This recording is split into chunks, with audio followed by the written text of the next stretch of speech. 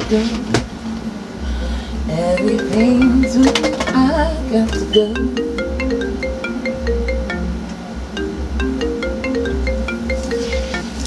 Hello? How you doing, babe? Yeah, I'm good. What you doing? I ain't seen you in a while. Not much, just cleaning up. Good to hear from you. I just want to say something. You know, I remember the other night you was at my house and I just noticed it's a consistent thing. You be just keep scrolling your phone on Instagram while we supposed to be hanging out, and I don't like the fact that you be on your phone. Yeah, I don't like that, and it's very frustrating that I have to keep repeating myself to you over and over and over again, and the shit just don't make sense. It's like you care about those females more on Instagram than you care about me.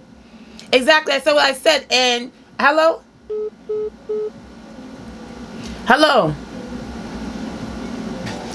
Welcome to my channel, everybody. My name is Amasi Dotson, and for those who are returning, welcome, and those who are new, welcome to the family. So today, guys, we're going to talk about what to avoid when having a conversation with our spouse. Listen, I get it. We as women, we get frustrated, and sometimes we take our anger in numerous ways. But after today, I'm going to show you the 3 ways, the 3 things that we do that we must avoid at all costs, because we want to have a flourishing marriage, flourishing relationship, and just have a happy life. But after today, guys, we're going to dig into it and find out exactly what that is. So listen, stay tuned, because we're about to get into it. Okay, guys, I want to really get into my conversation because this video is really for you guys to learn. So please have a pen and paper and let's take some notes. The first thing I'm going to say is having the conversation at the wrong time. Ladies, when we pick to have a conversation at the wrong time, I promise you we will not get the good outcome. As you can see in the intro, when I was on the phone, I was talking to my spouse and he was like, how are you doing? Is your day going well? And I just jumped in and started going off on him and telling him about a time when he was on my bed on Instagram. Listen, we have to either speak about something at the time that it happens or pick an appropriate time so we can have the conversation. Because guess what? When we have a random outburst, we cannot get to the root of the conversation or the root of the problem. So for example, try to schedule a time where you guys hang out at the park. Maybe you guys hanging out, have some food, some drinks, and then you have the conversation there. You want to make sure it's at a time where everything's at ease. And I understand there's times where you feel like, you know what, Marcy? Well, I just can't take it no more. He don't even want to meet up. He don't even want to hang out. Well, then you need to reevaluate the relationship. For real. Because if this man is not wanting to take out time to hang out with you and do certain things, to have conversations, then you need to reevaluate the relationship. Now I'm just being straight up. So remember, don't have the conversations at the wrong time. Avoid that at all costs. Okay, guys, so for the second tip, it's going to be avoid leaving long, detailed voicemails at all costs. That is a very passive approach, and it looks like we cannot express it to them in person, so we have to take it out on voicemail.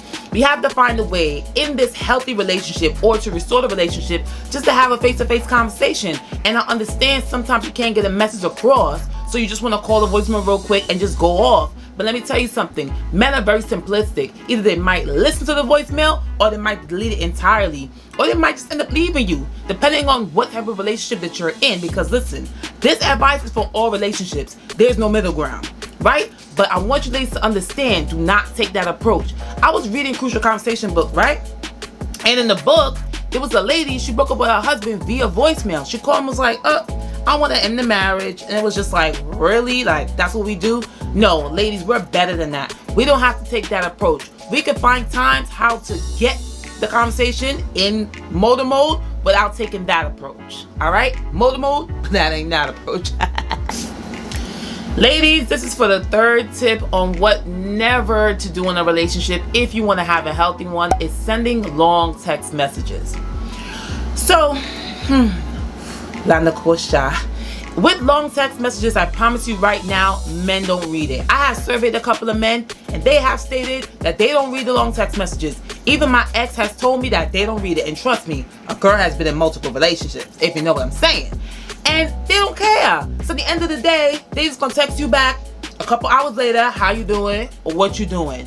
And it's like, we get all puffed up, like this is the way we have to have this conversation. And it's like, if we cannot relay that message in person for whatever reason, sending it through text is no different. People know how to ignore, especially men. Like I said, they're all simplistic. Okay? Even when it comes to ending a relationship, females, a lot of us, and people that I even know, we go and we text and we're like, okay, first of all, let me tell you something. This relationship is ended. That's passive, and that's unfair for you and that individual. Why? Because if the relationship is ended, just have a conversation with them in person. Let me explain something to y'all. My last relationship, I broke up with my ex-boyfriend, and I did it via text message. That wasn't right. You understand what I'm saying? That was very passive. He had to come up. We had to have a crucial conversation, and then the relationship ended. God wish him well. But at the end of the day, and I wish him well as well. But you know what? At the end of the day, now there's no malintent. Now there's no feud because he was able to have that conversation in person. You have to be upfront and impersonal. You cannot be in a text message trying to express all your feelings. It's a waste of time. And it actually takes a lot of energy to do that too. We could be focusing on our work, starting our businesses, or probably just leaving a relationship and working on a relationship with ourselves. That's the most important thing. A relationship with yourself, because at the end of the day, if you're fighting to be with this man or you're fighting to break this off, maybe you need to put that energy towards something that's more important, which is you. And then when you get the energy to do, you can have a conversation with him, okay? And honestly, guys, I completely understand. There are times you really cannot have a conversation with your spouse. Maybe he is physically abusive or mentally abusive, and you just resort to having the text message being sent or leaving the voicemail. But guys, if a man is physically putting his hands on you, if a man is hurting you mentally, please run and escape the relationship as soon as possible. Please reach out to a friend, a family member that you do trust that can help you get out of the situation. And also, I'm going to leave you guys with the domestic violence hotline. Please reach out and call them at all costs and save your life in due time. And that time is now. So the number is 1-800-799-7233. That is a national domestic violence hotline. And the reason why I'm looking at my phone is because I want to make sure I give you the exact number. This is not a joke. Do not take these steps to have a crucial conversation if it means putting your life in jeopardy. Listen, we're out here to be happy. Not only with the guy or with other people, but with ourselves. And the first things first is to protect our safety. So I want to just say, you guys, thank you so much for watching my channel. I really appreciate it. And I'll see you guys soon. Deuces.